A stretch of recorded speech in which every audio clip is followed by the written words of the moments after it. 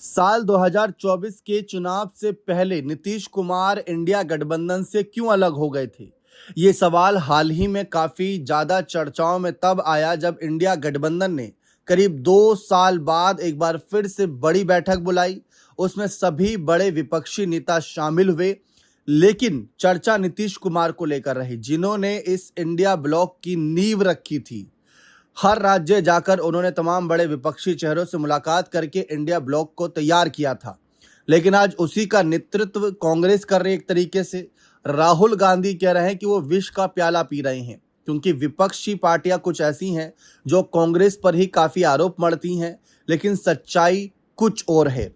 और दूसरी तरफ एक और सच्चाई जो पूरा देश जानना चाहता है कि नीतीश कुमार अलग क्यों हो गए थे।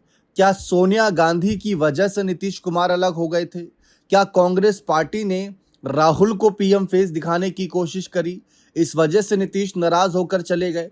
तो हाल ही में संजय झा ने भी एक बयान दिया था, उनके बयान का हवाला दें उससे पहले राहुल गांधी के बयान को समझिए। राहुल गांधी ने हाल ही में एक भाषण में कहा, नीतीश कुमार का जिक्र किया।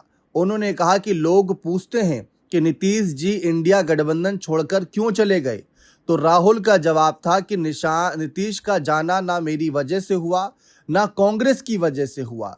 यानी जो आरोप लगाए जाते थे कांग्रेस पार्टी पर कि मल्लिकार्जुन खड़गे जी, राहुल गांधी जी को पीएम फेस के तौर पर दिखाया जा रहा है, नीतीश कुमार को पीछे किया जा रहा है, तो इसी वजह से वह नाराज होकर एनडीए ब्लॉक के साथ चले गए, क्योंकि वो इंडिया ब्लॉक बनाए ही इसलिए थे ताकि सीएम से पीएम बन सके।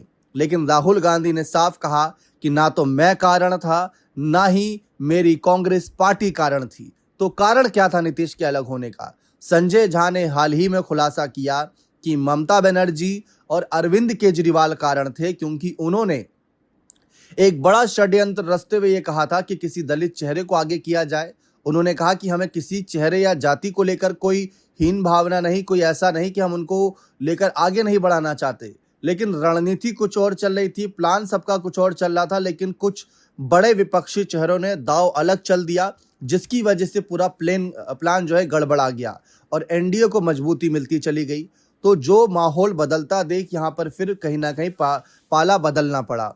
लेकिन आज भी सवाल उठते हैं कि अगर नीतीश की वापसी इंडिया ब्लॉक में करानी होगी, तो क्या राहुल गांधी, अगर नीतीश कल को पीएम पद का ऑफर मांगेंगे, तो क्या राहुल उन्हें वो ऑफर देंगे?